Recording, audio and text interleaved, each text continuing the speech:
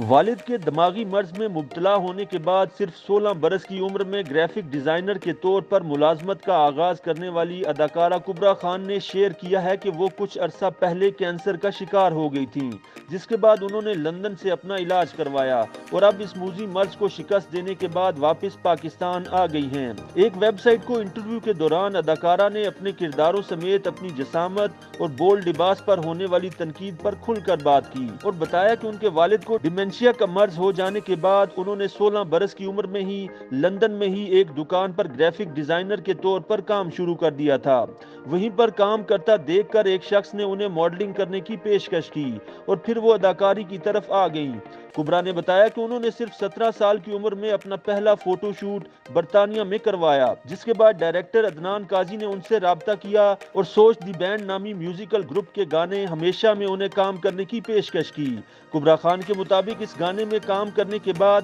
انہوں نے کچھ عرصہ فاطمہ اور احمد علی بٹ کے ساتھ ایک میوزیکل شو میں کام کیا، جس کے بعد ان سے فلم ساز نبیل قریشی نے فیس بک پر رابطہ کیا اور ایک فلم میں کام کرنے کی پیشکش کی۔ کبرا خان کا کہنا تھا کہ وہ فلم کی شوٹنگ کے لیے لندن سے خصوصی طور پر پاکستان آئیں۔ پہلی فلم نامعلوم افراد سے کیریئر کا آغاز کیا، ماڈلنگ سے فلمی اداکاری اور بعد میں ڈراموں میں جوہر دکھائے۔ انہیں ہر بار ایسا لگتا تھا کہ اب انہیں مزید کام نہیں ملے گا، مگر انہیں کام ملتا چلا گیا۔ فوجی ڈرامے صنف آہن کے کرداروں کے متعلق بات کرتے ہوئے اداکارہ نے بتایا کہ ڈرامے کی کہانی حقیقی واقعات سے متاثر ہو کر بنائی گئی ہے۔ ڈرامہ ہم کہاں کے سچے تھے کی شوٹنگ کے دوران انہیں لگ رہا تھا کہ ان کے کردار کو سراہا نہیں جائے گا، مگر ڈرامہ نشر ہونے کے بعد ان کے کردار مشل کو کافی پذیرائی ملی۔ کبرا خان نے بتایا کہ بہت جلد ان کا ڈرامہ سنگ ماں بھی ریلیز ہوگا، جس میں ان کے ساتھ عاطف اسلم سمیت دیگر اداکار ایکشن میں دکھائی دیں گے۔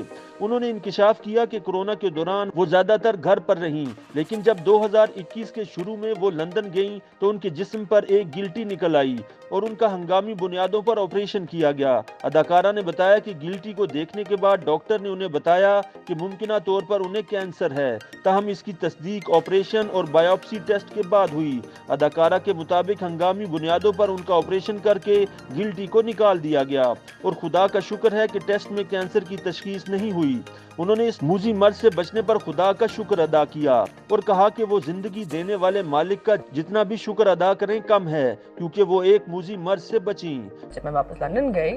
I had to go through a check-up for myself اور جب میں نے چیک اپ کروایا اپنا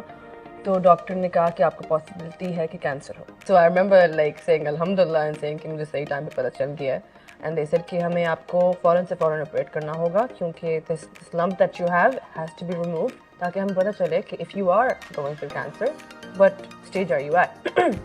so